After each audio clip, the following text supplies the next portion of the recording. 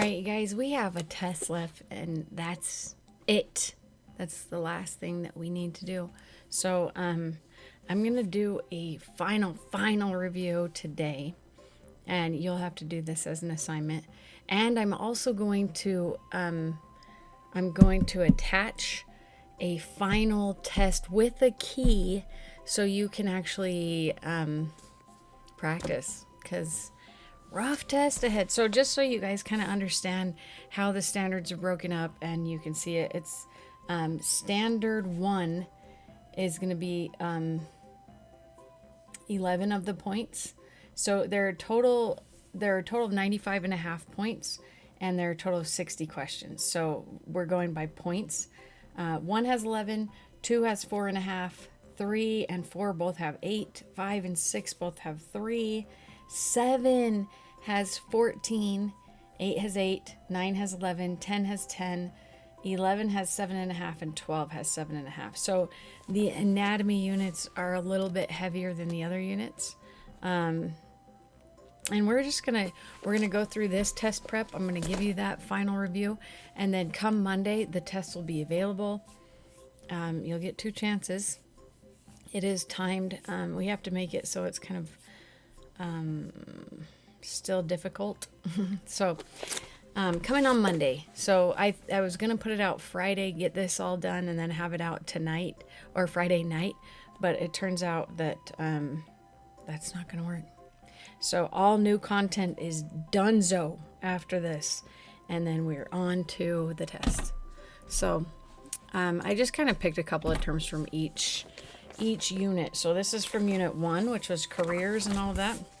So what I want you to do is match the following careers with what they do. So PT stands for physical therapist, OT stands for occupational therapist. So I'll give you a minute to do that. Whilst I read off to you a little bit about strand 1, it's just going to be essentially jobs is a big part of it, and sports med team, which includes coach, athlete, parents, team physician, certified athletic trainer, and allied health professionals. So these would be some of the allied health professionals. Okay. Also legal terminology, which is next. Legal terminology is not going to make up a lot on the test, but maybe 4.5 points. So on this slide, I kept the numbers right this time. So 5, 6, and 7. You need to tell me the difference between commission and omission. If you look up the root word of each, that should help you commit and omit. What is HIPAA? Okay, what is that? What is it? And I'll either accept like what HIPAA does for people, or what the abbreviation stands for. I don't care, whichever you decide. And Title IX I gave you. Title IX is up here at the top of it. What is Title IX is 7? That's going to be basically what allows women to participate at equal levels in sports when it comes to publicly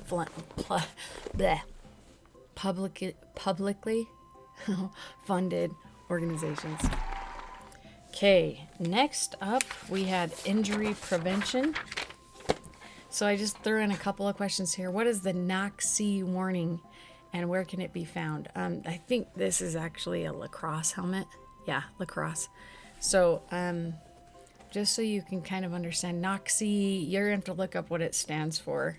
National something about athletic equipment. But it's on helmets. It basically is one that says no protective gear can prevent every injury. If you're knocking heads, you could also still get injured.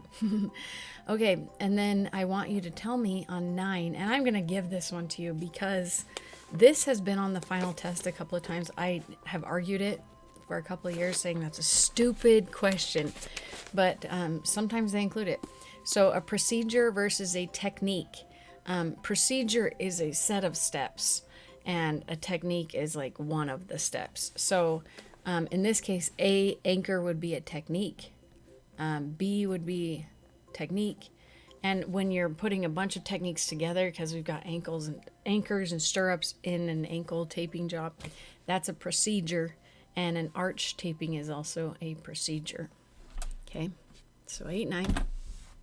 10 and 11, we get into some performance enhancement philosophies here. A lot of cardiovascular exercise kind of stuff, weight training. There are going to be a lot of review questions on that big, huge, hairy final test. I want you to have access to it so you can see it, play with it. Hopefully it can help you. Hopefully it can help you get better. So what is the Borg scale? 4 chambers of the heart. You should know, because remember their heart combination was 4-4-5-2. So it's 4 chambers, 4 valves, 5 vessels, and 2 other things. Okay, and what is a Borg scale? Remember we talked about this when we were talking about EKG tests, stress EKG tests. I would be asking the patient, hey, where are you feeling on this scale? And if they said 11, generally their heart rate, if we add a 0 to this, that's going to tell us about their heart rate level. So it's their exertion level, and it's typically based on where their heart rate gets to. Okay, eating disorders. So this actually is part of, there's a sports nutrition unit, as well as diseases and disorders related to body image. So I put a picture of old action figures. So this is when boys actually were less worried about having muscles. So in number 14, it says, what is body dysmorphia? If you look at action heroes today, they're much more packed with muscle than they used to be. And it's kind of the message that boys are getting, is that muscles are important, and maybe more important than a personality sometimes. That's kind of what the body dysmorphia kind of equates to, is they start to take their body more serious than anything else. So they're addicted to supplements. They work out all the time and will put off important things, like there's a Christmas family party. You're only going to see this cousin one time a year, and they'll be like, well, it's leg day. That's a body image disorder. So body dysmorphia. When you start to prioritize things that shouldn't be prioritized, over, like family shouldn't be prioritized with the workout over with the workout. Does that make sense? Okay, so female athlete triad. Do you remember that? So there are 3 parts to that triangle. What are they? And then ergogenic aids are those things that are kind of illegal helps along the way. So think of maybe what Lance Armstrong did. Remember we talked about the steady hand? Those people, what do they take? Bodybuilders, football players, baseball, what do they take? What are the ergogenic aids and how do they help? Okay, in the injury and healing process, so these numbers are going, so I'm hoping you're paying attention to the numbers because this is the assignment. What are the stages of injury healing? So I'm going to give you like one of the names, and then you give me the other name, and then just kind of time frame. What is that? So acute, subacute, and rehabilitation. Okay, remember that? And then we included Rice just because, I don't know, Rice, sportsman. What is an avulsion? I gave you a good picture of an avulsion here. This is actually considered a ring avulsion. And what's an abrasion? There's a picture of an abrasion. So give me a definition for both of those. Injury management. Just real quick, make sure that there's anything. So that vocabulary list that we did has all kinds of different injuries on it. You should have a pretty good handle on that. Yeah. And then on this slide for 18 and 19, what I would like you to do is, what's the nerve plexus that goes from C5 to T1? If you're watching, I'm going to give it to you. It's the brachial plexus. That's what gives a stinger injury. So a rapid stretch or a rapid, a rapid stretch or a direct hit typically will give you a brachial plexus injury or stinger. These are the muscles that make up the rotator cuff. So if you can read, then hey, you're golden. Supraspinatus is back here. Gives you abduction, abduction. Okay, subscapularis is the one that's kind of through your armpit. It's going to be on the front part of the scapula. So when you do this, bring your arm across, that's internal rotation. That's going to give you subscapularis. And then the infraspinatus teres minor, which sit on the posterior aspect of the scapula, give you external rotation. So these are thrower injuries, remember. Okay, in the therapy and rehab unit, spent a great deal of time talking about cryotherapy, thermotherapy. You should know the difference between the two and give a couple of examples of each. Sports psychology unit. I wanted you to go through DABDA for the 5 psychological phases. It's the same ones as the stages of grief. We follow those same stages. It's weird. That's just what our psychology does when we're disappointed, I guess. And then I want you to, maybe you should try this. If you find like a 5-minute progressive muscle relaxation on like YouTube, that might just ease your mind a little bit. It's a way to relax. Good way to relax.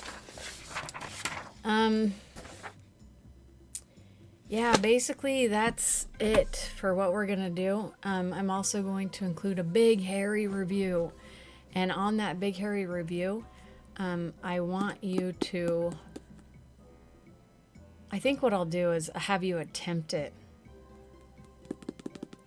and ask questions. I haven't decided, but there will be a review available that's very similar to tests that have happened in the past. Study it. I really like, no excuses. It's a college class. I know you guys are kids, but it is a college class. So at this point in the game, you should be caught up. If you're not, please get busy. We got to get college grades up and in. So the test will be out Monday. You will have 2 chances at that test, and it will be due by Friday. So my goal is to have this class wrapped up by the 22nd. I'm hoping that's where you are. I tackle a couple assignments a day. There's some that are stretching way back for the 1st of April. I'm not sure why you thought school was happening or not happening. It's still happening. We're still here. So please understand that the college transcript that you have will have this on it permanent. So study. I don't know how else to say that. And hopefully the helps I give you will get you there. Okay, so there are Quizlets in every module. There's a Quizlet, big major Quizlet. This test review I give you today should help. Give it your all. I wouldn't take the test until you feel really solid.